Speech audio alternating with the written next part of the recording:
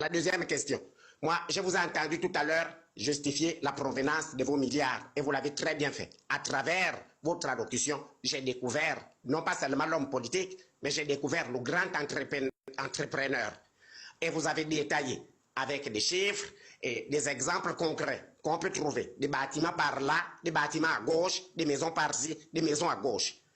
Est-ce que, je n'ai pas besoin de citer tous les postes importants que vous avez occupés dans le pays. Je n'ai pas besoin d'expliquer votre expérience politique. Mais est-ce que vous pouvez aussi donner avec autant de détails et autant de précisions qu'est-ce que vous avez déjà fait pour le Gabon et pour les Gabonais? Merci beaucoup.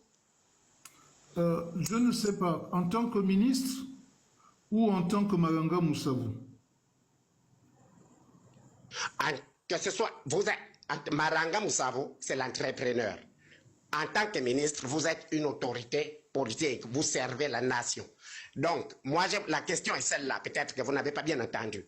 Vous avez expliqué, vous avez dévoilé l'entrepreneur que vous êtes. Et ça, franchement, moi, ça m'a vraiment fait plaisir que quelqu'un peut partir à partir des petits millions qu'il a, il peut devenir milliardaire. C'est un exemple que vous avez donné aux Gabonais à l'heure où même le président de la transition a appelé tous les Gabonais à l'entrepreneuriat.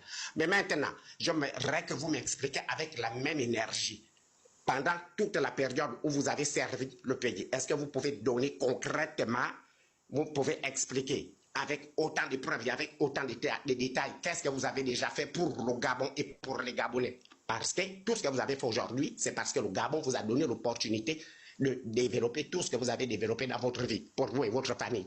Donc les milliards que vous avez, ce n'est pas pour les Gabonais. Les bâtiments que vous avez construits, ce n'est pas pour les Gabonais. C'est pour vous et votre famille. Mais vous, en retour, pour toutes les fois où vous avez été ministre, député ou partout où là vous avez été, qu'est-ce que vous avez déjà fait concrètement pour le Gabon et pour les Gabonais? Cette question, je la pose en votre faveur, pas pour vous contrarier. Pourquoi? Parce que vous avez des objectifs politiques. Donc c'est important de préciser cela pour que les Gabonais qui voudront vous voter écoutent et qu'elles se disent, ah donc c'est Pierre Claver Manganga Moussavou qui avait mis le feu rouge là, c'est lui qui avait construit l'école là, c'est lui qui avait envoyé tel à l'école, c'est lui qui avait construit l'hôpital là. Donc c'est une occasion que je vous donne de vous exprimer. Merci beaucoup. Bien. Vous me donnez l'occasion de dire que j'ai été ce matin voir le ministre des Travaux publics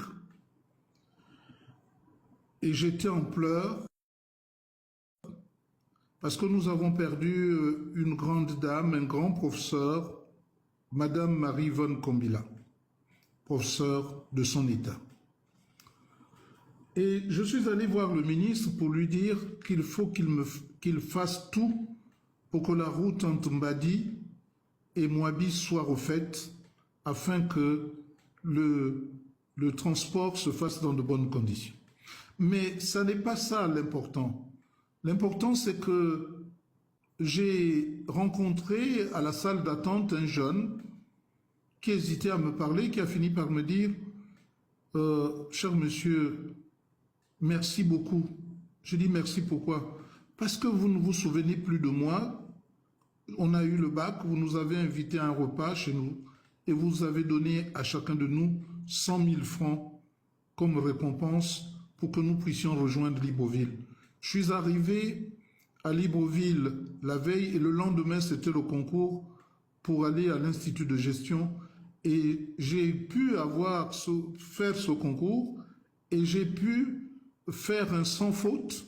Et aujourd'hui, je travaille, je vous dis, c'est l'occasion que vous m'offrez pour vous dire merci. J'ai été surpris, j'allais dire agréablement, et j'ai été très ému, parce qu'un bienfait ne se perd jamais. C'est pourquoi j'ai inventé les bourses quand j'étais à la mairie, et même au gouvernement, j'ai inventé les bourses pour tous les élèves ayant des moyennes conséquentes après le bac.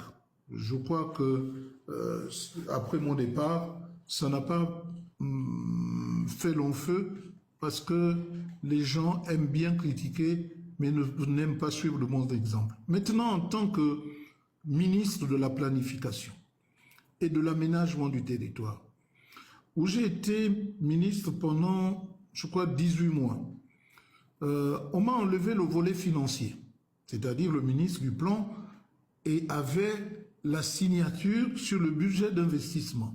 Moi, on me l'a enlevé parce que je revenais de l'opposition. J'étais ministre de l'opposition au sein du gouvernement issu des accords de Paris.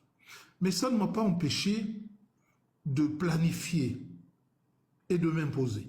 Je me souviens, un ministre, pour ne pas le nommer, Ondo Metogo, s'était plaint parce qu'il n'avait plus la capacité de planifier, et c'est moi qui planifiais. J'ai planifié la route Oyam-Minzik. J'ai planifié et qui a été réalisé.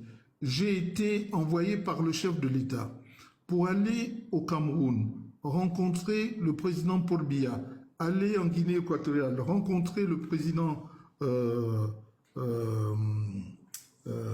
Guinée équatoriale et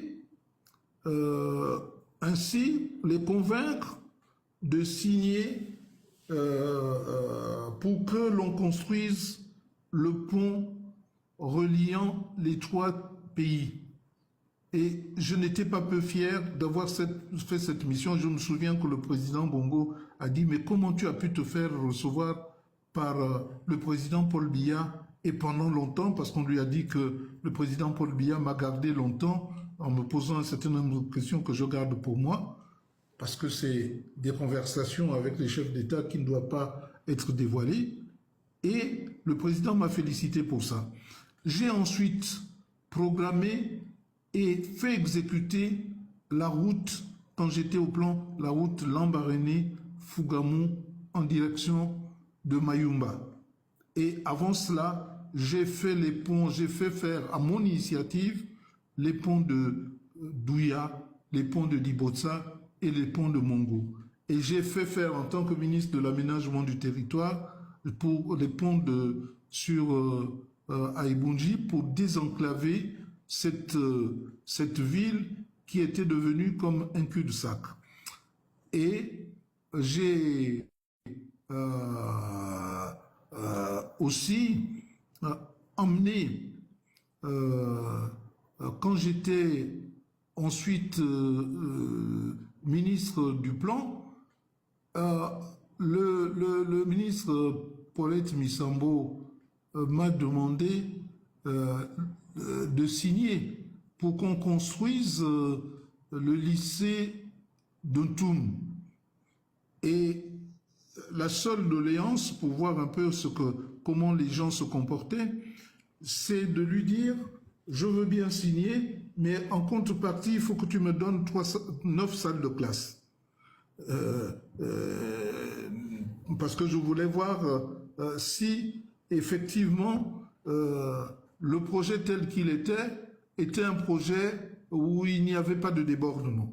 On m'a donné 9 salles de classe et j'ai investi dans les écoles primaires de l'éducation nationale, donc de son ministère, qui étaient abandonnées.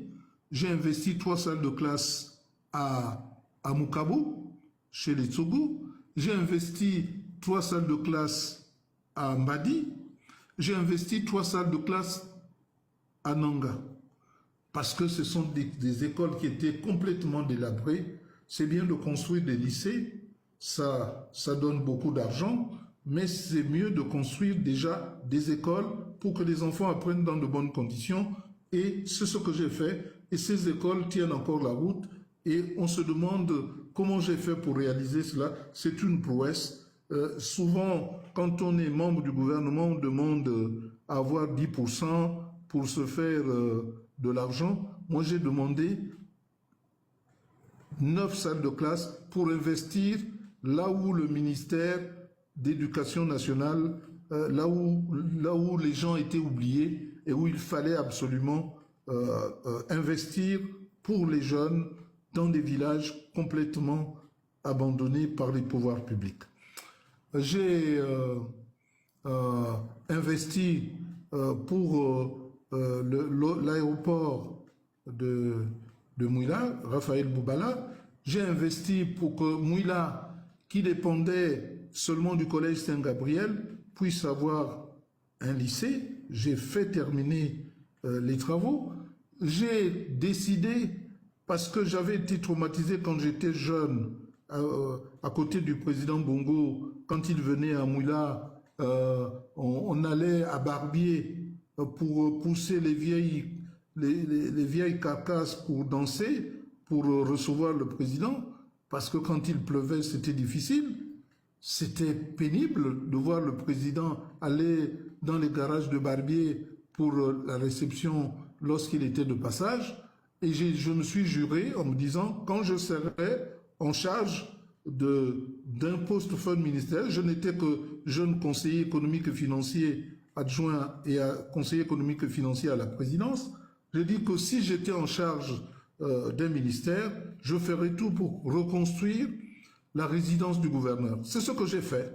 J'ai saisi l'opportunité où la résidence du gouverneur avait été brûlée parce qu'il y avait eu un accident mortel pour faire des plans et demander à Soubeya de me construire une grande résidence du gouverneur. C'est ce qui a été fait. La première fois, ce n'était pas facile. Le ministre de l'Intérieur n'a pas hésité, n'a pas voulu que ça se fasse, mais j'ai, la seconde année, remis des fonds et dit au ministre qu'il fallait absolument que ce projet voie le jour, puisque c'était dans son ministère, et ça a vu le jour, et je n'étais pas peu fier. Ça, c'est en tant que ministre de la planification.